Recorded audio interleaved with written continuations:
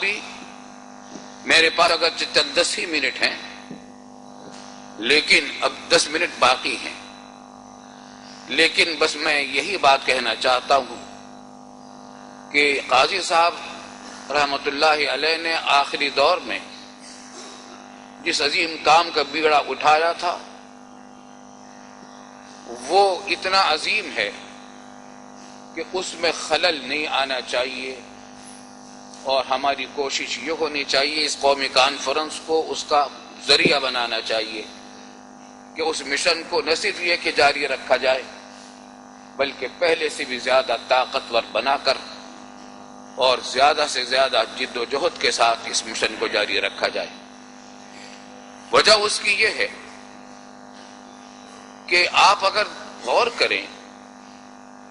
تو جو پھوٹ ہمارے اندر اس وقت پڑی ہوئی ہے کہیں فرقواریت کی بنیاد پر ہے، دیوبندی، بریلوی، شیعہ، سنی، مقلد، غیر مقلد، کہیں لسانی بنیاد پر ہے اور کہیں وطنی بنیادوں پر ہے، سندھی، پنجابی، بلوچ، پختون، مہاجر۔ اسلام نے اس تفریق کو کبھی نہ برداشت کیا ہے نہ اس کا جواز کسی حالت میں دیا ہے۔ ایک مقام پر ایک مہاجر کا ایک انصاری سے کچھ جھگڑا ہو گیا رسول اللہ صلی اللہ علیہ وسلم کے زمانے میں، تو کہیں سفر میں تھے، مہاجر کی مدد اس نے، جو مہاجر تھا اس نے آواز لگا دی یا للمہاجرین، دوسرے نے آواز لگا دی یا للانصار۔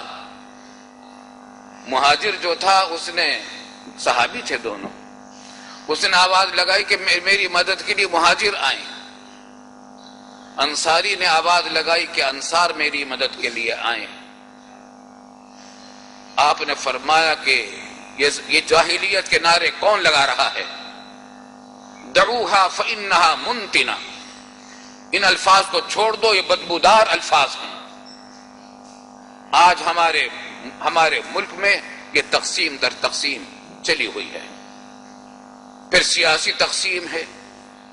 کتنی سیاسی جماعتیں ہیں اور ہر جماعت کے اندر کتنے گروپ ہیں، گروپ کے نام یاد رکھنے بھی مشکل ہو جاتے ہیں، اتنی سیاسی تنظیمیں ہیں، قوم بٹی ہوئی ہے ان تنظیموں کے اندر۔ لیکن اگر یہ تقسیم کار کی بنیاد پر تقسیم ہوتی تو کوئی حرج کی بات نہیں تھی، لیکن اگر یہ تقسیم ایسی ہے جس کی بنیاد پر ملک کے بنیادی مفادات کو ٹھیس پہنچے یا نقصان پہنچے تو یہ تقسیم بھی خطرناک ہے۔ ملی یکجہتی کونسل کا پیغام یہی تھا، اسی پیغام کو لے کر اٹھے تھے قاضی حسین احمد صاحب مرحوم کہ تمام فرقے چھوڑ کر، تمام سیاسی تعصبات کو چھوڑ کر، لسانی اور نسلی تعصبات کا خاتمہ کر کے ایک کلمہ لا الہ الا اللہ محمد رسول اللہ کی کہ اعلاء کلمت اللہ کے لیے پوری قوم متحد ہو اور پوری جد و جہد سے کام کرے۔ خاص طور سے اب جب کہ الیکشن کا زمانہ قریب آ رہا ہے، اس وقت بھی میں نے عرض کیا تھا، ایسا معلوم ہوتا ہے کہ اس الیکشن میں مقابلہ اسلام اور سیکولرزم کا ہوگا۔ نام تو یہ نہیں لیا جا رہا، لیکن بظاہر ایسا معلوم ہوتا ہے کہ یہ مقابلہ اسلام اور سیکولرزم کے درمیان ہوگا، اور لادینی قوتوں کی پوری کوشش ہوگی، اور کوشش ہے، کوششیں شروع ہو چکی ہیں، کام چل رہا ہے کہ اسلام کے ووٹ کو تقسیم کر دیا جائے اور سیکولرزم کا ووٹ کم سے کم تقسیم ہو۔ یہ ایک خوفناک صورتحال ہے، المناک بھی ہے، اس وجہ سے کہ ماضی میں بھی ہم نے بہت سارے ایسے صدمے سہے ہیں کہ اسلام کے نام پر ہم نے لوگوں سے ووٹ مانگے، اسلام کے نام پر تحریکیں چلائیں، مسلمانوں نے قربانیاں بھی ہر طرح کی دیں، لیکن الیکشن کے وقت میں ہماری دینی تنظیموں اور دینی جماعتوں کے ووٹ تقسیم ہو گئے۔ بتا ہوں کہ جناب قاضی حسین احمد صاحب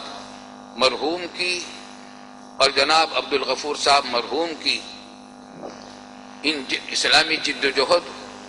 کو آگے بڑھایا جائے، فراموش نہ کیا جائے، اور ملی یکجہتی کونسل کے جو مقاصد وہ چھوڑ کر گئے ہیں ان کو آگے بڑھایا جائے۔ اسلام نے مسلمانوں میں تفرقے کو کبھی برداشت نہیں کیا۔